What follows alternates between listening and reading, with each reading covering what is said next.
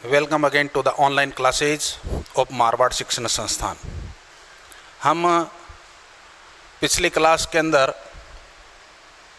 Passive voice के sentence को change करना देख चुके हैं, जिसमें हर प्रकार के टेंस को किस प्रकार से चेंज किया जाता है, उसके वर्ब्स को कन्वर्ट करने के नियम अपन ने देखे।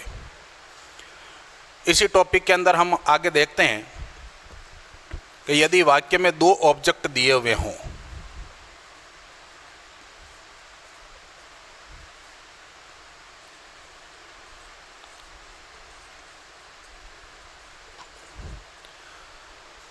कई बार वाक्य इस प्रकार का आ जाता है कि यदि वाक्य में दो ऑब्जेक्ट दे रखे हैं तो आप उनके दो प्रकार से पैसिव वॉइस बना सकते हैं।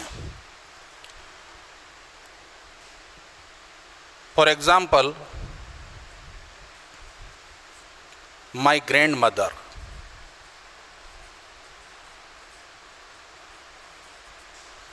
Tells me stories at night.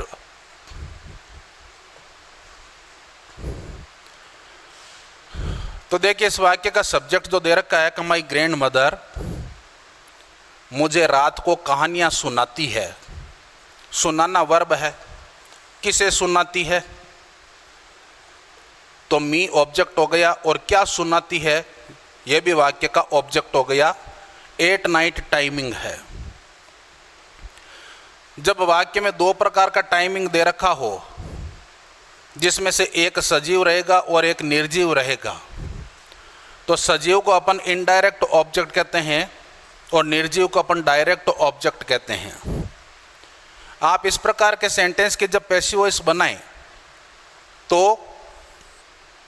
सजीव कर्ता को आप आगे ला करके बना सकते हैं। मी को आगे लेकर के आएंगे तो वाक्य बन जाएगा आई। इसके बाद में वर्ब लगाइए। टेल्स दे रखी है तो इज एम आर और वर्ब की थर्ड फॉर्म के अंदर चेंज किया जाता है, तो आई एम टोल्ड। इसके बाद में जो दूसरा ऑब्जेक्ट दे रखा उसको लिख दीजिए, I am told stories. Then time को इंडिकेट करने वाला जो वर्ड है उसको लिख दीजिए एट नाइट, और उसके बाद में जो सब्जेक्ट दे रखा उसको बाई एजेंट के साथ में सबसे लास्ट में लिख दीजिए by my grandmother.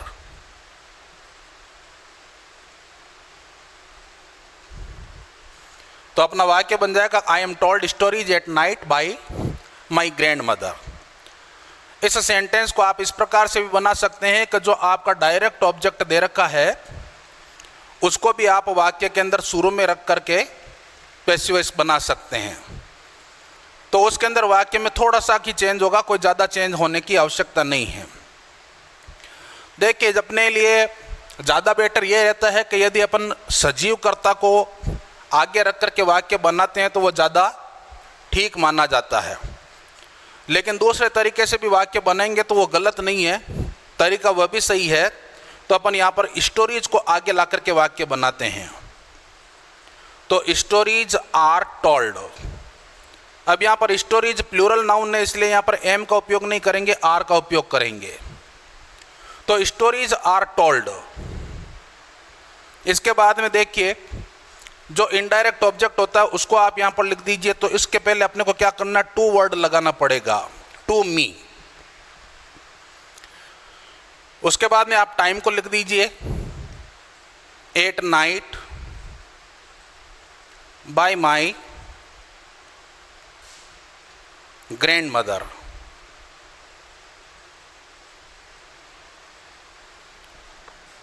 Stories are told to me at night by my grand mother.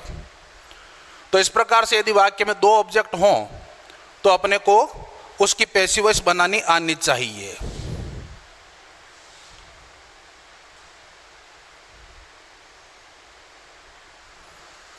एक एग्जाम्पल अपन और देखते हैं।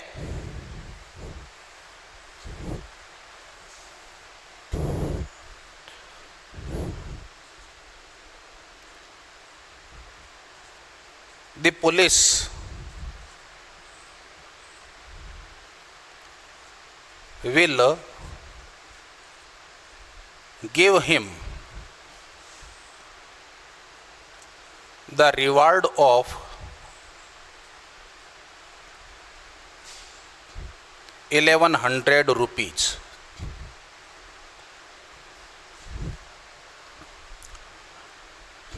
देखिए वाक्य का सब्जेक्ट द पुलिस दे रखा है, वर्ब ये है, हिम वाक्य का ऑब्जेक्ट दे रखा है और द रिवार्ड ऑफ 1100 रुपीज यह भी वाक्य का ऑब्जेक्ट है।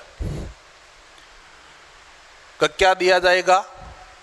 1100 रुपये का इनाम, यह भी वाक्य का ऑब्जेक्ट है जो कि डायरेक्ट ऑब्जेक्ट कहा जाएगा। और किसे मिलेगा? यह वाक्य का इनडायरेक्ट ऑब्जेक्ट कहा जाएगा। इसके जब अपन पैसिव वॉइस बनाते हैं तो वाक्य बनेगा कि ही, विल को चेंज करेंगे, he will be given, give के थर्ड फॉर्म आ जाएगी the reward of 1100 rupees by the police. एक तरीका तो यह है। दूसरा, अपन इस ऑब्जेक्ट को आगे ला करके पैसिव वॉइस बनाएंगे तो वाक्य बन जाएगा कि the police will be given 1100 rupees, sorry, the reward of 1100 rupees will be given. ये हिम को आगे लेकर के आएंगे यहां पर, तो इसके पहले अपने को टू लगा देना है, टू हिम और बाय द पुलिस। इस प्रकार से अपना ये सेंटेंस ट्रांसफॉर्म हो जाता है। अगला अपने एक नियम देखते हैं कि यदि वाक्य में ऑब्जेक्ट के साथ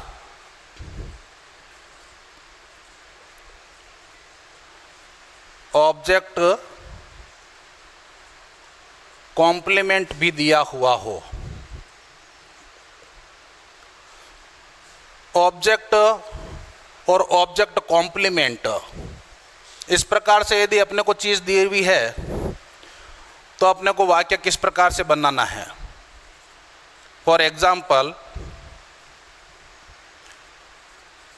पीपल इलेक्टेड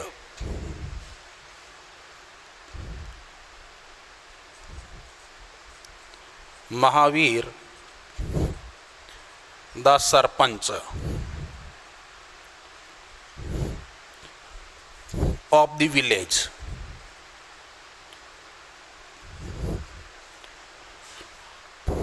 देखिए ऑब्जेक्ट कॉम्प्लीमेंट क्या होता है। वाक्य में यदि ऑब्जेक्ट दे रखा है तो इसके तुरंत बाद में आने वाला जो वर्ड होगा वह इस ऑब्जेक्ट से अलग नहीं होगा। कॉम्प्लीमेंट का मतलब पूरक होता है, यानी ऑब्जेक्ट और ये पर्सन दोनों सेम ही हैं, अलग अलग नहीं हैं। यदि कह दें कि सरपंच किसे इलेक्ट किया गया तो महावीर, और महावीर को क्या इलेक्ट किया गया? सरपंच। इसका मतलब है कि ये दोनों पर्सन एक ही है। ऐसी कंडीशन के अंदर अपने को क्या होता है कि केवल ऑब्जेक्ट को ही आगे ला करके और अपने को पैसिव वॉइस बनानी चाहिए। ऑब्जेक्ट कॉम्प्लीमेंट को ला करके भी बनाया जा सकता है, लेकिन वो सेंटेंस इफेक्टिव नहीं माना जाता। ज़्यादा इफेक्टिव यही मानते हैं कि अपन ऑब्जेक्ट को ही आगे लेकर के आए। तो वाक्य जब बनाएंगे तो क्या होगा कि सबसे पहले अपने को इसको लिखना है। तो महावीर इलेक्टेड सेकंड फॉर्म दे रखी है, सेकंड फॉर्म होती है तो वाज वर और वर्ब की थर्ड फॉर्म का उपयोग किया जाता है। तो महावीर वाज इलेक्टेड। इसके बाद में ऑब्जेक्ट कॉम्प्लीमेंट को लिख देना है, दी सरपंच ऑफ द विलेज। अब इसके बाद में अपने को बाय पीपल लिखने की आवश्यकता नहीं है, क्योंकि यह इनसिग्निफिकेंट सब्जेक्ट कहा जाता है। तो people, someone, somebody, anyone, anybody जैसे शब्द आएंगे तो उनको अपन बाई एजेंट के साथ में वापस नहीं लिखेंगे और अपना वाक्य जो है वो यहाँ पर कंप्लीट हो जाता है। इसी का एक एग्जाम्पल अपन और देखते हैं, जैसे students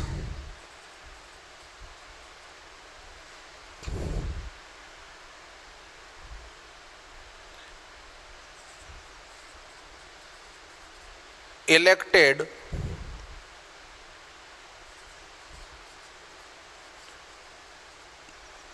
Shravan the monitor of the class। Students elected Shravan the monitor of the class। तो चेंज करेंगे, वाक्य का ऑब्जेक्ट पहले लिखा जाएगा, तो Shravan was elected the monitor of the class. यहां पर अपन बाई स्टूडेंट्स लगाएंगे क्योंकि यह इनसिग्निफिकेंट नहीं है, क्योंकि इलेक्ट करने का काम स्टूडेंट्स के द्वारा है। तो यहां पर इस वर्ड को वापस लिखा जाएगा बाई स्टूडेंट्स। तो इस प्रकार से अपन ये रूल देखते हैं कि यदि वाक्य के अंदर ऑब्जेक्ट के साथ में ऑब्जेक्ट कॉम्प्लीमेंट दिया हुआ हो तो उसकी अपन पैसिव वॉइस किस प्रकार से बनाते हैं। अगला नियम अपन देखते हैं। देखिए, एक वर्ब और आती है। यदि वाक्य के अंदर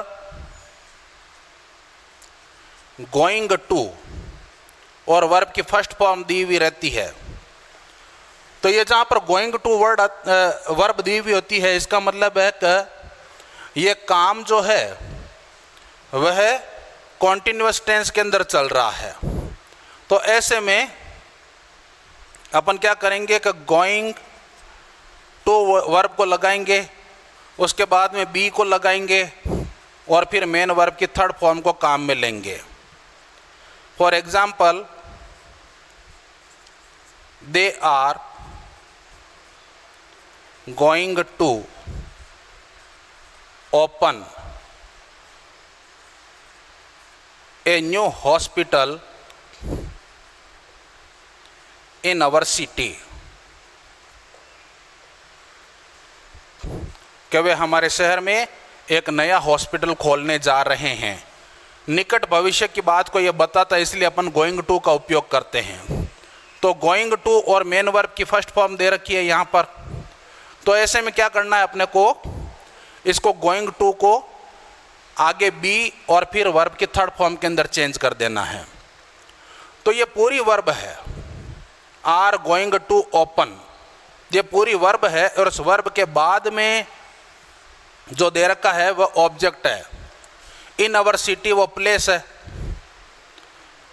तो चेंज करेंगे, ऑब्जेक्ट को आगे लेकर के आ जाएंगे, वाक्य बनेगा कि a new hospital is going to, going to लगा दिया, उसके बाद में बी का उपयोग करना है, बी। ओपन को चेंज कर देंगे थर्ड फॉर्म के अंदर ओपन्ड। इसके बाद में एडवर्ब ऑफ प्लेस दे रखा, उसको लिख देंगे इन our city.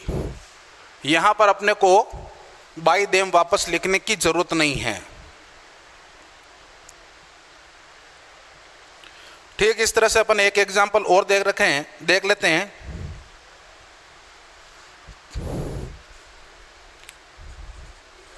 The teacher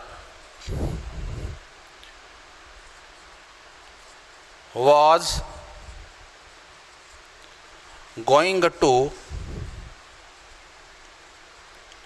punish the student। तो पूरी वर्ब आपने देखी यहाँ पर, was going to punish। इसके ठीक बाद में वाक्य का ऑब्जेक्ट दे रखा है और ये सब्जेक्ट है। तो ऑब्जेक्ट को आगे लेकर के आ जाएंगे, इसके अंदर वाक्य बनेगा कि the student was going to be punished by the teacher।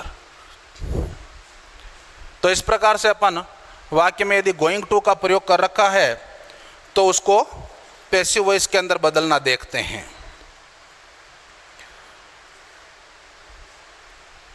Next rule अपन देखते हैं इसमें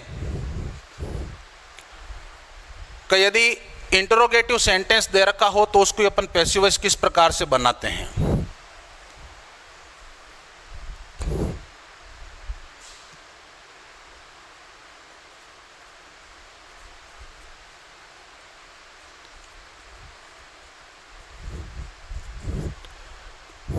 इंटरोगेटिव सेंटेंस का मतलब होता है प्रश्नवाचक वाक्य, और प्रश्नवाचक वाक्यों का फॉर्मूला क्या होता है।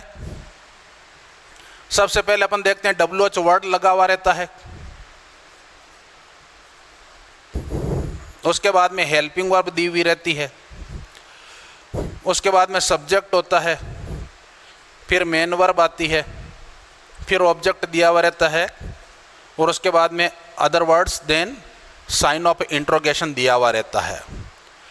ऐसे में अपने को WH वर्ड के साथ में कोई बदलाव नहीं करना, तो WH वर्ड है जो का त्यों लिख दिया जाएगा। हेल्पिंग वर्ब पैसिव वॉइस के अनुसार चेंज हो जाएगी, यहाँ का ऑब्जेक्ट आगे आ जाएगा, मेन वर्ब की थर्ड फॉर्म का उपयोग कर दिया जाएगा, अदर वर्ड्स हैं तो उनको अपन लिख देंगे, बाई लगा देंगे, और सब्जेक्ट को है वो लास्ट के अंदर लिख देंगे, वो भी ऑब्जेक्टिव फॉर्म के अंदर। तो अपना वाक्य पैसिव वॉइस का बन जाएगा। फॉर एग्जाम्पल वाक्य दे रखा हो कि how did you solve this question,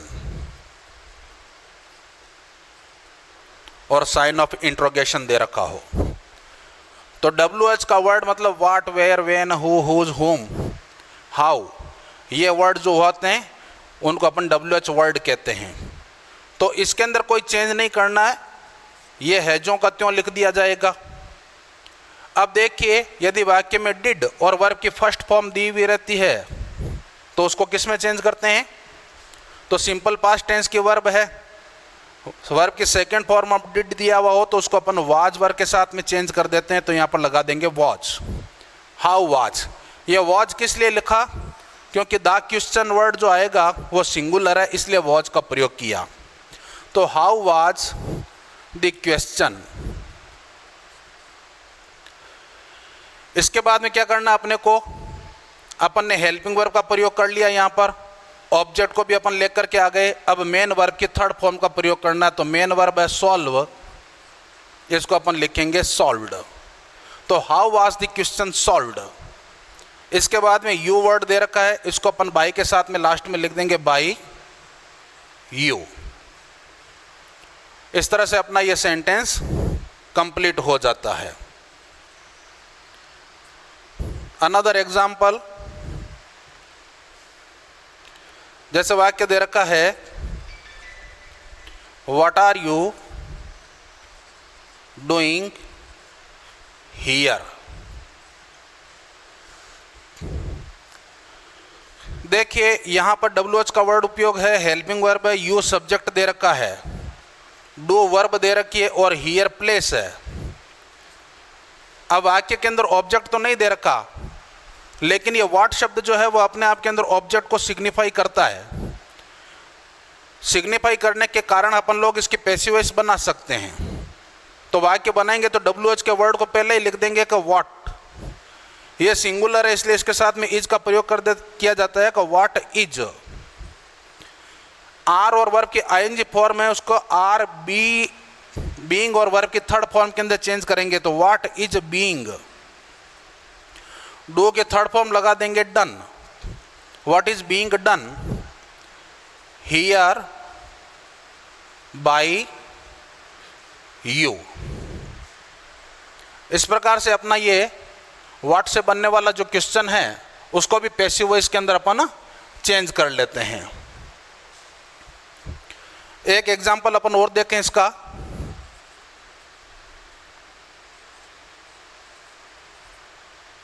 where have you lost your purse.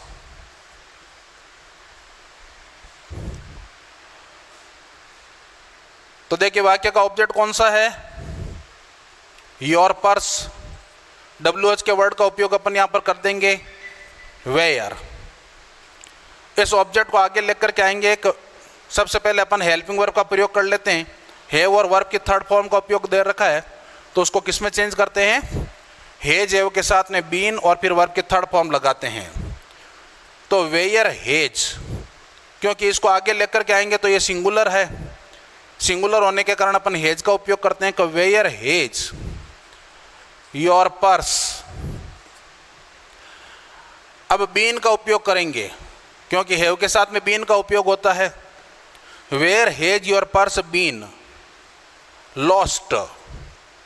इसके बाद में यू को पीछे लेकर के जाएंगे बाय यू और साइन ऑफ इंट्रोगेशन लगा देंगे। इस तरह से अपना ये इंट्रोगेटिव वाला सेंटेंस कंप्लीट होता है। इसी इंट्रोगेटिव सेंटेंस के अंदर एक और आता है जिसको इस तरह से नहीं बनाया जाता। देखिए यदि वाक्य हु से बना हुआ हो,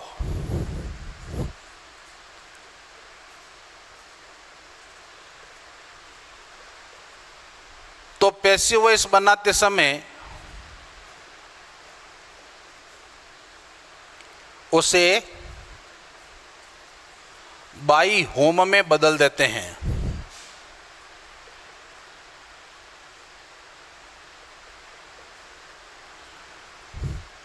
किस प्रकार से बदला जाएगा, जैसे वाक्य दे रखा है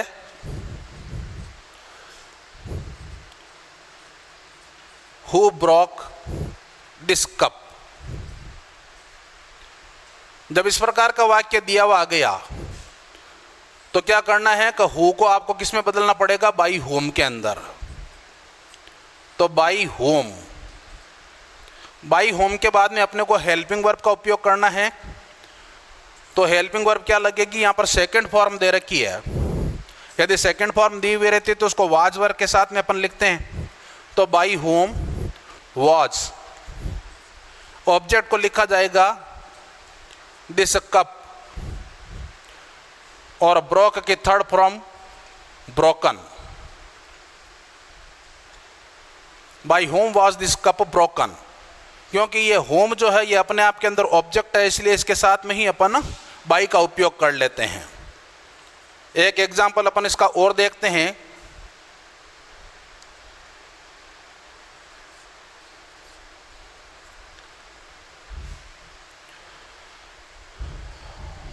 हु इज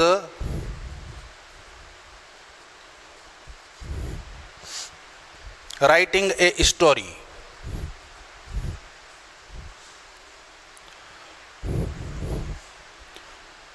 तो यहां पर हु का प्रयोग कर रखा है। सबसे पहले अपन उसको बाई होम के अंदर चेंज कर देंगे। बाई होम, इज का प्रयोग कर रखा है तो इज लगा देंगे। बाई होम इज, ऑब्जेक्ट को आगे लेकर के आएंगे a story. As am are के साथ में बीइंग का उपयोग होता है। तो by whom is a story being, write की थर्ड फॉर्म हो जाएगी रिटन, और साइन ऑफ इंट्रोगेशन लग जाएगा और ये अपना पैसिव वॉइस के अंदर वाक्य चेंज हो जाएगा। तो इस प्रकार से हमने इंट्रोगेटिव सेंटेंस की पैसिव वॉइस बनानी अब तक देखी है। नेक्स्ट अपन अगला एक सेंटेंस आता है, उसको भी अपन देखते हैं कि उसकी अपन पैसिव वॉइस किस प्रकार से बनाएंगे।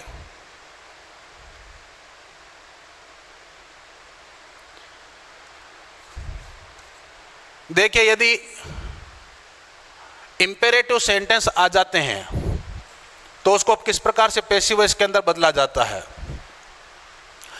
आजकल एग्जाम के अंदर क्या है कि सीधा सेंटेंस को ट्रांसफॉर्म करना पूछ लिया जाता है। पहले 4 ऑप्शन दिए हुए आते थे और उसके अंदर से correct form of the verb आपको चूज करनी होती थी।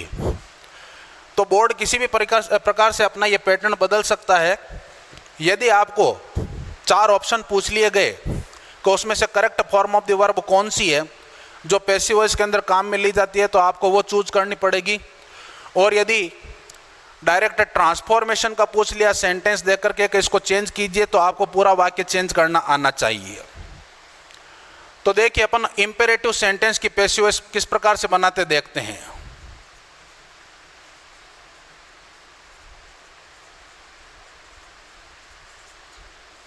इंपेरेटिव सेंटेंस क्या होते हैं?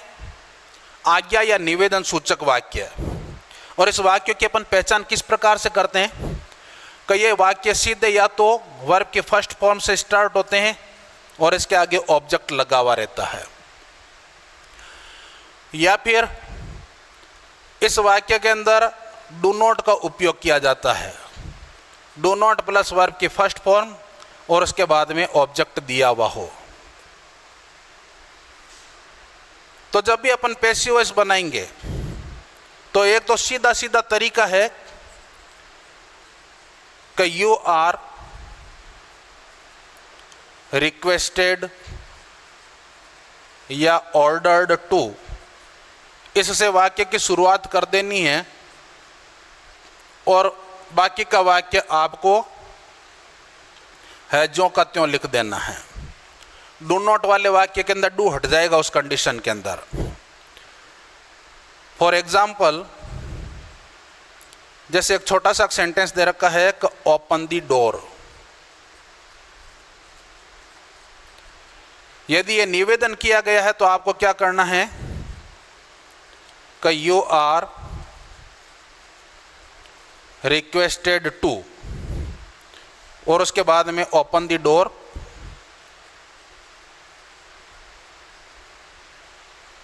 तो अपना ये वाक्य कंप्लीट हो जाएगा यहां पर।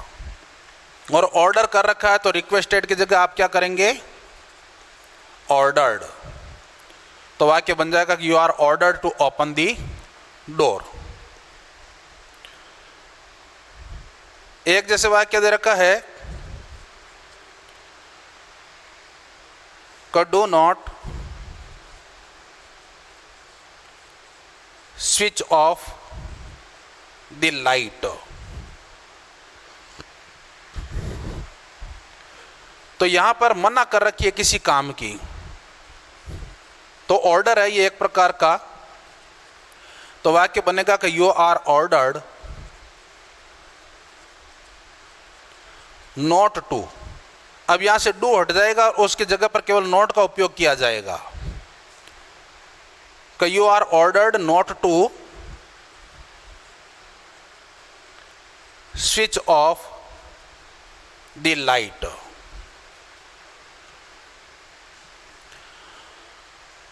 तो यदि वर्ब की फर्स्ट फॉर्म ऑब्जेक्ट से बने हुए वाक्य दे रखे हैं या डू नॉट और वर्ब की फर्स्ट फॉर्म से वाक्य दे रखे हैं, तो वाक्य बनाने का एक तरीका यह है। इसी के अंदर एक दूसरा एग्जाम्पल और आता है, उस तरीके से भी अपन वाक्य को बना सकते हैं। तो उसके लिए एक फॉर्मूला अपने को ध्यान में रखना पड़ेगा कि ऐसे वाक्य जो होते हैं उनको अपन लेट से बना सकते हैं। Late plus object.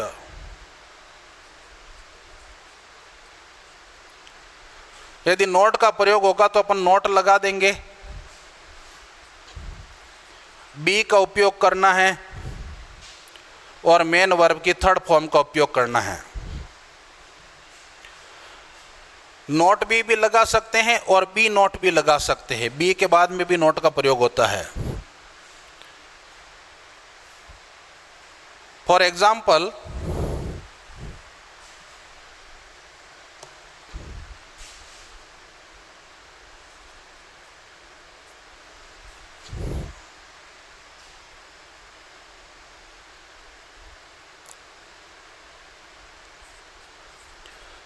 जैसे clean the room,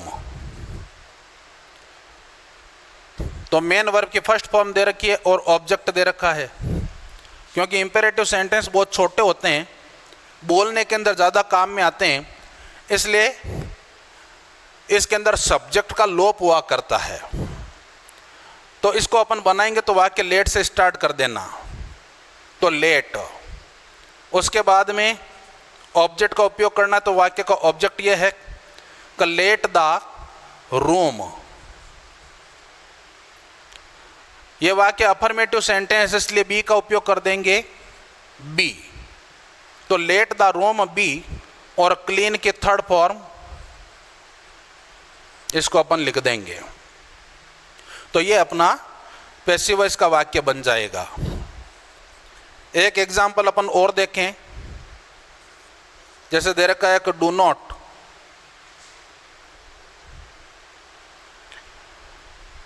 spread dirt here, कि यहां गंदगी मत फैलाओ। चेंज करते हैं, इसको लेट से बनाते हैं, तो लेट डर्ट। अब यहां पर आप बी नोट का उपयोग कर सकते हैं, लेट डर्ट बी नॉट।